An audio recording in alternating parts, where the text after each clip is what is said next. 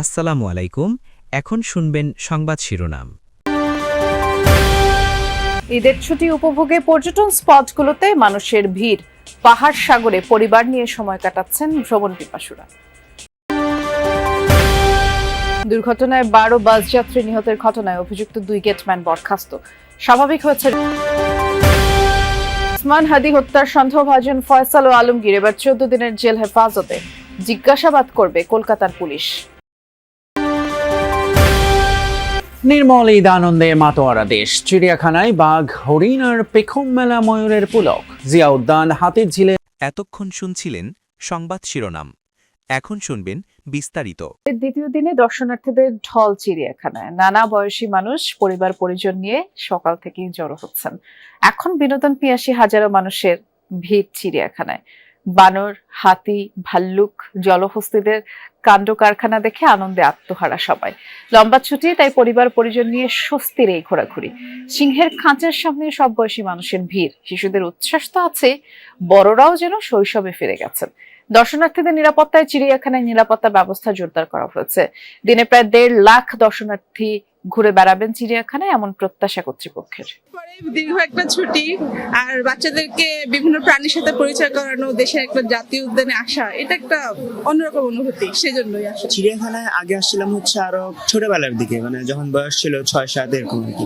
তখন এর মধ্যেও আরো আরো উন্নত হয়েছে, আগে থেকে অনেকটাই উন্নত হয়েছে। এখন রোডগুলো একদম ঠিক মতো করা, মানে হাঁটা যাবে, বিভিন্ন প্রাণী, মানে খুবই ভালো হয়েছে আর কি। আসছি নাতিরে বিভিন্ন প্রাণীর সম্বন্ধে আইডিয়া দেবো, কোনটা কোন প্রাণী, তার নাম শিখাবো, তার বর্ণনা দেখাবো। ঈদের পরে ওরিয়ান নিয়ে আসার জন্য চিড়িয়াখানা খুবই ভালো মনে হচ্ছে, কারণ হচ্ছে আগে থেকে অনেক পরিষ্কার হয়েছে, সুন্দর হচ্ছে। ঢাকায় যারা থাকেন তারা ঢাকা শহরে বিভিন্নভাবে বিনোদন আনন্দের খোঁজ করে থাকেন। এর মধ্যে অনেকগুলো স্পট আছে, তার মধ্যে অন্যতম হচ্ছে যে যমুনা ফিউচার পার্ক। এখানে নানা ধরনের আয়োজন করা হয়েছে।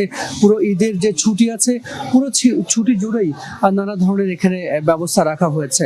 যমুনা ফিউচার পার্কে আমরা জানি যে ঈদের সময় ছাড়াও বাকি সময়গুলোতেও এখানে শিশুদের জন্য আলাদা এখানে একটি জোন আছে। ফিউচার ওয়ার্ল্ডের ভেতরে শিশুদের খেলাধুলার নানা ধরনের এখানে ব্যবস্থা আছে। অনেকগুলো রাইডের শিশুরা এখানে আসেন এবং তারা খেলার সুযোগ পান। সব মিলিয়ে যমুনা ফিউচার পার্কে আসলে এখন আমরা যেটি দেখছি যে শিশুরা, অভিভাবকরা তাদের সন্তানদের নিয়ে আসতে শুরু করেছেন এবং রাইডগুলো এখানে সচল আছে, তারা টিকিট কাটছেন এবং ধীরে ধীরে এটি আরো মুখর হয়ে উঠবে।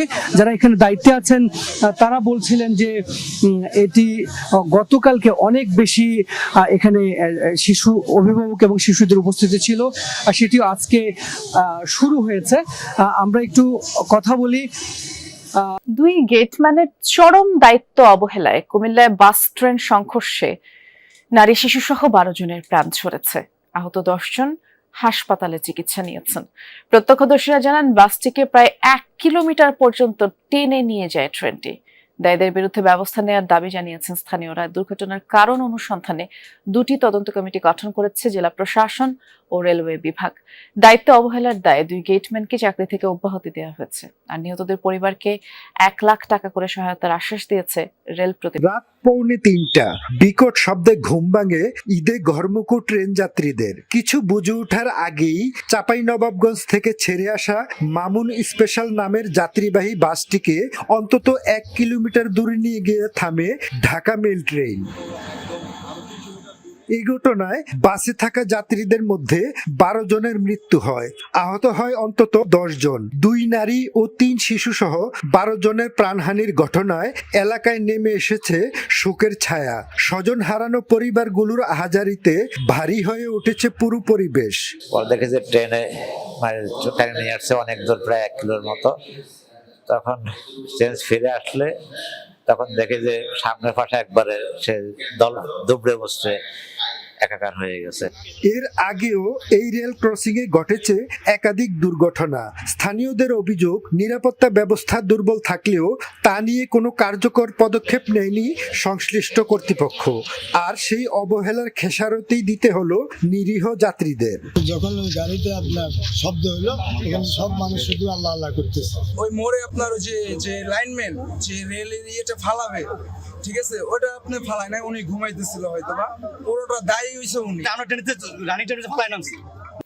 ইনকিলাব মঞ্চের নেতা ওসমান হাদিকে হত্যার ঘটনায় জড়িত সন্দেহে ভারতে গ্রেফতার হওয়া প্রধান দুই অভিযুক্ত আলমগীর হোসেন এবং ফয়সাল করিমকে আবারও 14 দিনের জেল হেফাজতে পাঠিয়েছেন আদালত। রোববার পশ্চিমবঙ্গের বিধাননগর আদালতে এই নির্দেশ দেন। হেফাজতে থাকাকালীন জাতীয় গোয়েন্দা সংস্থা এনআইএ জিজ্ঞাসাবাদের জন্য অনুমতি চেয়েছে পশ্চিমবঙ্গ রাজ্য পুলিশের স্পেশাল টাস্ক ফোর্স। আর এর আগে 14 দিন পুলিশি হেফাজতের পর তাদের আদালতে হাজির করা হয়। বাংলাদেশ থেকে মেঘালয় সীমান্ত দিয়ে ভারতে নিয়ে আসছেন তারা দুইজন। ফিলিপ সাংমা নামের এক মধ্যস্থতাকারী তাদেরকে ভারতে পৌঁছে দেন। আর বনগাঁ সীমান্ত থেকে চলতি মাসে ফিলিপ সাংমাকে গ্রেফতার করা হয়।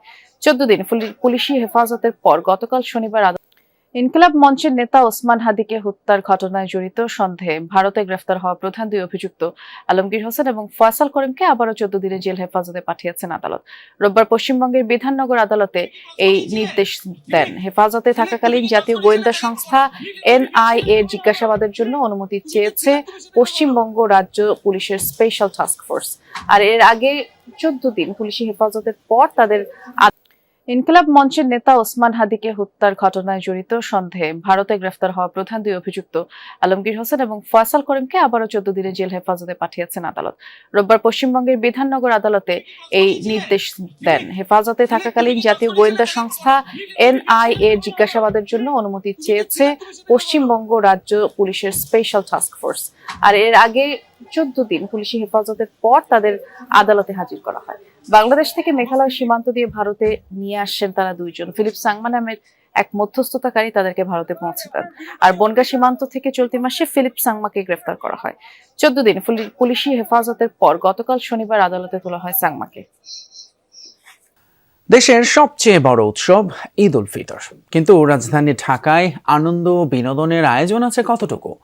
তারপরও সকাল থেকেই চিড়িয়াখানা, জিয়া উদ্যান আর হাতির ঝিলে ভিড় করেন নগরবাসী। পরিবার নিয়ে ঘুরে বেড়ান রাজধানীর অন্যান্য বিনোদন কেন্দ্রগুলোতেও। ঈদের ছুটিতে জিয়া উদ্যানে মানুষের এই ঢল। লেক আর উদ্যানের প্রাণ প্রকৃতিতে যেন মিশে গেছেন নগরবাসী। ঈদের ছুটিতে সেখানে ভিড় জমান নানা শ্রেণী পেশার মানুষ। মুসলিমদের পাশাপাশি ঘুরতে যান অন্য ধর্মের মানুষেরাও। উদ্যানের সবুজ গালিচায় বাচ্চাদের সঙ্গে আনন্দ মেতে ওঠেন বড়রাও। এছাড়াও সাবেক রাষ্ট্রপতি জিয়াউর রহমান ও সাবেক প্রধানমন্ত্রী বেগম খালেদা জিয়ার সমাধি আসছে, বেগম খালেদা জিয়ার কবরটা জিয়ারত করলাম। ঢাকা শহর ফাঁকা, তারপরেও এখানে একটা ঈদের যে একটা আমেজ এখানে এসে পাওয়া যাচ্ছে। জিয়া উদ্যানে এসে এত কোলাহলপূর্ণ এবং উৎসবমুখর পরিবেশ দেখে ভালোই লাগছে।